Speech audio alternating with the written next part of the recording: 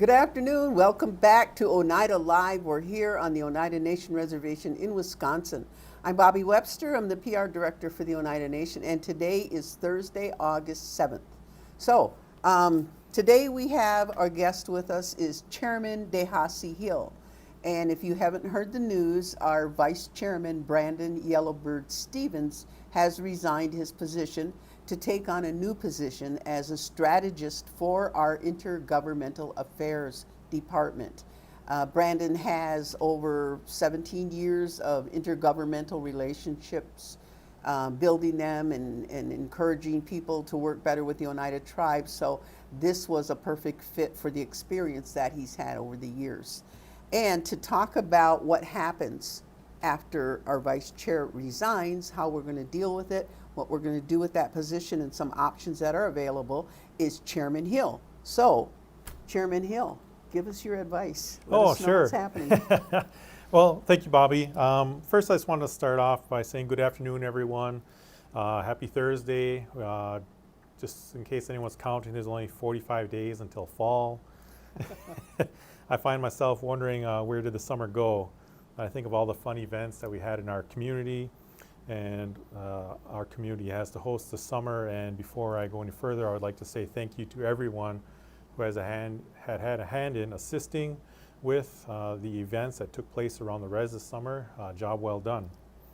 I want to start out today by recognizing and acknowledging former Vice Chairman Brandon Yellowbird Stevens. I've had the honor of working alongside Brandon since 2008 as a two-term council member and then as a three-term chairman. On July 18th, Brandon submitted his resignation for his position as vice chairman for the Oneida Nation. And at the July 23rd, the business committee meeting, the business committee accepted his resignation and directed the law office to provide a legal opinion on next steps to fill the vacancy, and for the secretary to identify earliest potential GTC meeting dates. The date identified and selected was September 14th. It's a Sunday starting at 10 a.m. This special General Tribal Council meeting is being called to comply with the Oneida Nation Constitution as the beginning of the process regarding a vacancy for the Oneida Business Committee. With that, the information will be in the mail in the not too distant future to comply with the 10-day notice policy. So with that, I can just go over a few of the options that have been laid out, obviously starting with the constitutional requirement. Article 3, Section 3 of the Constitution states that General Tribal Council may at any regular or special meeting fill any vacancy that occurs on the Oneida Business Committee for an unexpired term. This constitutional requirement is very specific and reserves this responsibility to General Tribal Council. So there are 6 different options for General Tribal Council to consider. Some may remember that we've recently had 2 council person vacancies, and so the options presented are pretty much in line with the options presented at that time as well. Option A is a special election. Option B is an accelerated special election. Option C is a same-day election. Option D is add to an existing scheduled special election. Option E, appoint a first runner-up from the 2023 election. And option F, leave vacant until the 2026 general elections. So those are the options that are going to be presented to General Tribal Council for their consideration. So, what are the duties of the vice chairman? So the vice chairman acts as chairman in my absence if I'm out of town on travel, if I get sick or something like that. If I'm not available, the vice chairman fulfills those duties and responsibilities, such as obviously, signing off on grants, wire transfers, the regular officer duties of supervising of direct reports on a regular basis, and all the functions of chairman of being the dignitary for our nation and being out there in the community. Can the business committee still continue to function without a vice chairman? Yes, we can still function without the vice chairman. As I said, he's the vice chair position is a backup to the chairman. So as long as there is a chair or a vice chair, the nation's government can still continue to function as normal. What is the quorum needed to conduct business, and will we still have a quorum? Yes, quorum for a business committee meeting is 5 of the members of the BC members. So 5 of the members, and of those 5, one has to be a chair or vice chair to chair that meeting. And as similar with General Tribal Council, the quorum is 75 members present and a chair or vice chair to chair that meeting. Can any officer chair a meeting in your absence if there's a need to have a meeting? No, not necessarily. I guess it all depends on what happens at General Tribal Council, but generally GTC can only be chaired by the chair or vice chair. But our business committee meetings have in the past historically when a chair or vice chair has not been in office. There was some removals that happened back in I think 1982 or somewhere about then that the officer positions were vacated. And so General Tribal Council took the action to temporarily appoint another council member to oversee those duties as chair of the business committee meetings. So does that mean at that GTC meeting, they could decide to say, well, we're not going to elect anybody, we're not going to appoint anybody, we're going to leave it vacant, and in the absence of the chair, we will empower one of the officers to conduct a weekly business committee meeting if necessary? Yeah, I think if necessary, but it doesn't necessarily have to be one of the officers. It could be any one of the committee members as well. But I think as GTC would take that under consideration, I think potentially having the LOC chairperson fulfill the duties of chairing a business committee meeting, because I think that would be allowed from General Tribal Council, but that wouldn't necessarily work for a GTC meeting because that's in the Constitution that only a chair or vice chair can chair the meeting. Now, we usually have our triannual elections in July. So we just closed out July, we're into August now, and from the time the General Tribal Council meets in September,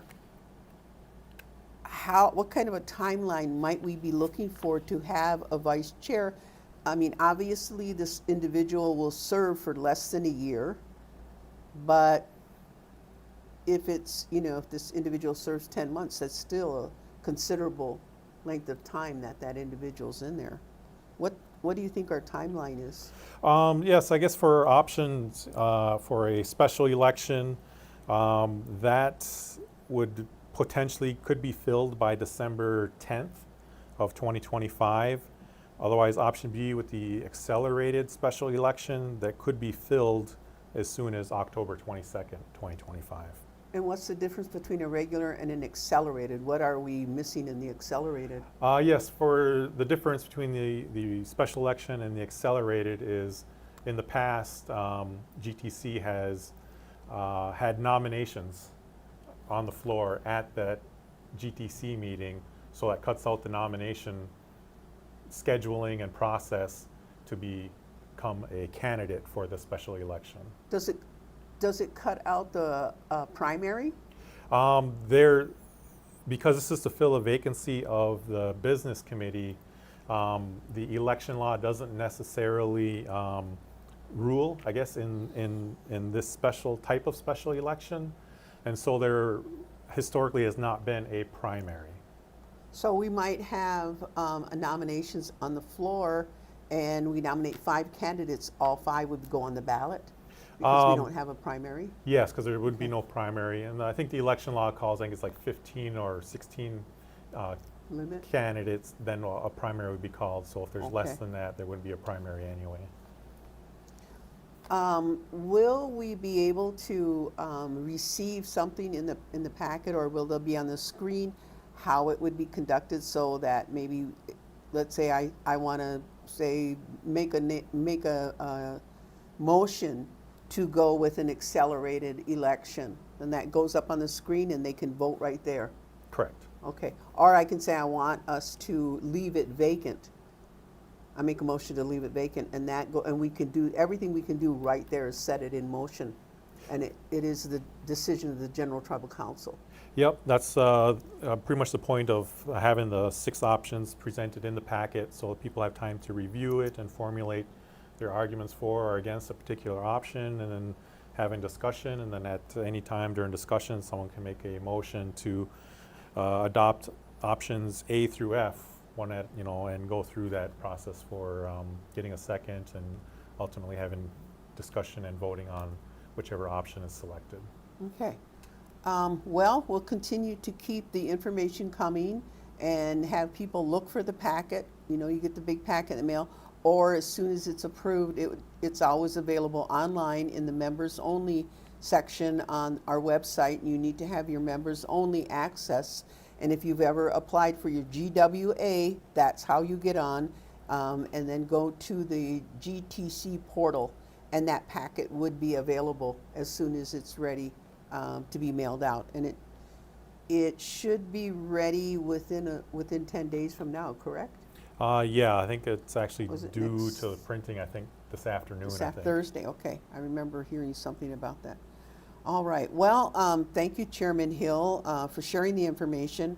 We know there's a lot of citizens that had questions about this vacancy and how we were going to address it and whether or not General Tribal Council has a role. So is there anything we forgot or overlooked that you would like to mention? No, I think just looking forward to making sure everyone reads the packet. I think it's a very important decision General Tribal Council has to make, whether to fill the vacancy or not, and then how so to do it. The Business Committee's recommendation is option A or B, or even F, just leaving it vacant till the next triennial election. So those are the options that the Business Committee is recommending at this point. All right. Yeah, I think you covered everything. So just want to say thank you for coming in. I know you're very busy. It's always a busy around the summertime. And just to remind everybody, every Thursday we remind you the farmers market is across the highway, up the hill in Oneida, across from the Oneida One Stop. And they go until 6 o'clock tonight. It's a hot day. Take your umbrella. Make sure that you bring your water. There's food over there. There's crafts. There's fresh produce. There's a lot of things over there. A lot of people. You'll run into somebody you know without a doubt.